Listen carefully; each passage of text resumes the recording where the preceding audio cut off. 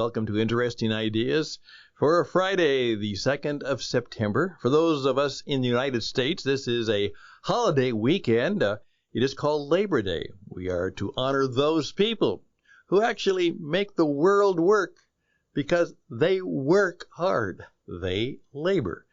It's become kind of just a holiday for everybody and kind of perhaps the end of the summertime and oftentimes the beginning of the school year. So it is one of those kind of last summer celebrations in America, and a lot of people look forward to it. So many of you might be listening to this, or you're not because you're going to do something else, but you're listening to it on that particular weekend. Friday is Future Day, but we have decided that since the real need in the future is for leadership, Friday is also Leadership Day, and that's why I chose this incredible topic today, and it is Woman of Steel. Steel and steady. Woman of Steel. Steel and steady. And I begin by asking you this question. Do you know who Tammie Jo Schults is? Tammie Jo Schults. And I'm guessing that most people don't have an idea. But about 4 years ago, you had heard her name. For sure, you had heard her name. Because she is truly a leader, a brave woman, an incredible woman, and we're going to talk about her. She's a woman of steel, nerves of steel. That's the interesting idea for today, and we'll be right back as the program begins right now.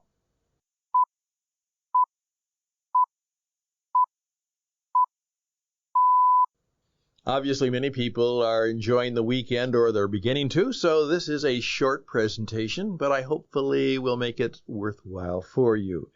Yes, Tammie Jo Schults. Let me tell you a little bit about her, and when I do, many of you will remember her. This is her book. It's called Nerves of Steel, How I Followed My Dreams, Earned My Wings, and Faced My Greatest Challenge. Here's the Amazon description. Nerves of Steel is the captivating true story of Tammie Jo Schults' remarkable life. From growing up the daughter of a humble rancher to breaking through gender barriers as one of the Navy's first female FA-18 Hornet pilots, to safely landing the severely crippled Southwest Airlines 1380 and helping to save the lives of over 148 people. Now, are you remembering that story of about 4 years ago? Well, let me continue with the story. Tammie Jo has spent her entire life loving the skies.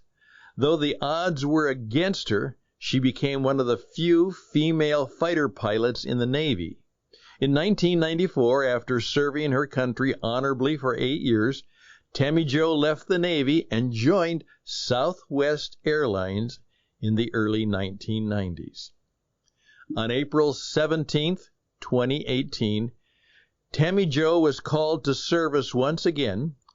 20 minutes into a routine domestic flight, Captain Schults was faced with the unthinkable, a catastrophic engine failure in the Boeing 737 caused an explosion that punctured hydraulic lines and severed fuel lines, tearing away sections of the plane and literally puncturing a window and taking a woman's life.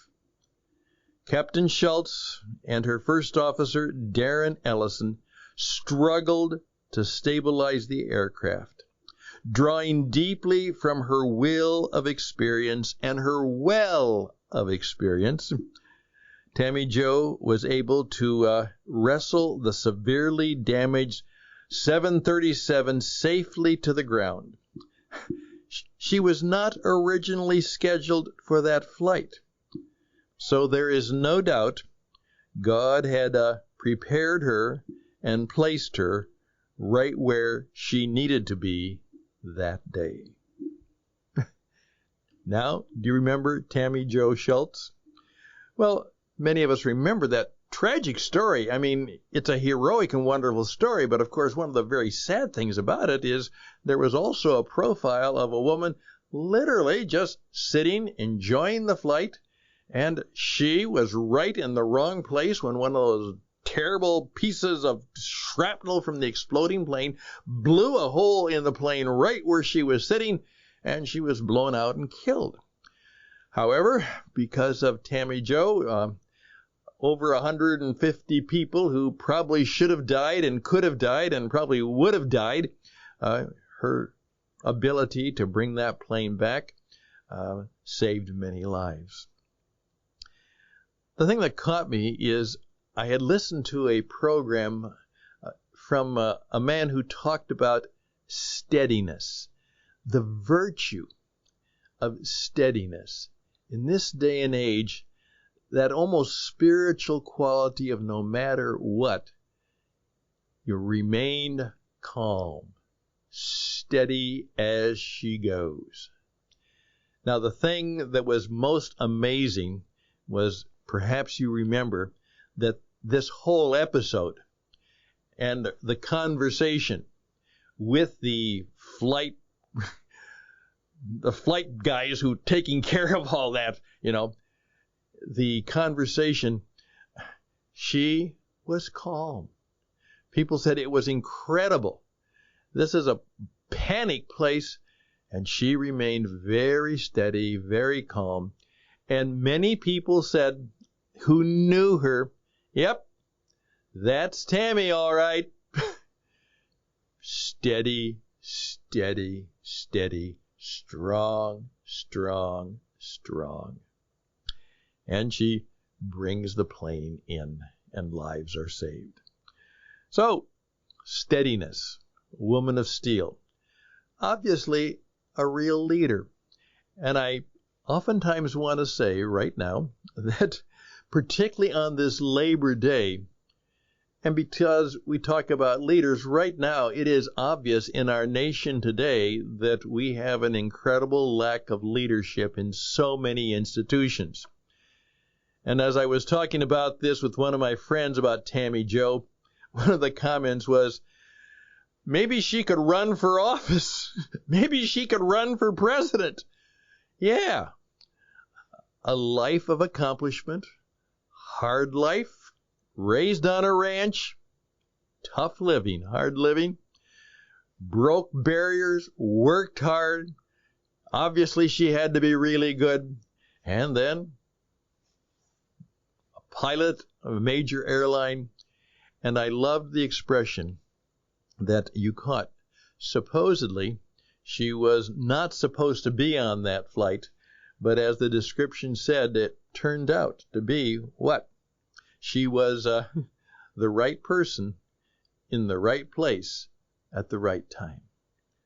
Absolutely. And perhaps God had put her there. Do you believe in such things? God had put her there. A woman of steel, a woman of great faith and courage, of nerves of steel, just happened to be there that day. Well, I love that expression. So may I just simply say, keep that in mind. And let's take a few moments just to think about that, and then let's put it together with leadership and see where it leads us on this Labor Day weekend. I'm Stan Houston. Interesting people for sure, and interesting ideas. We'll be right back.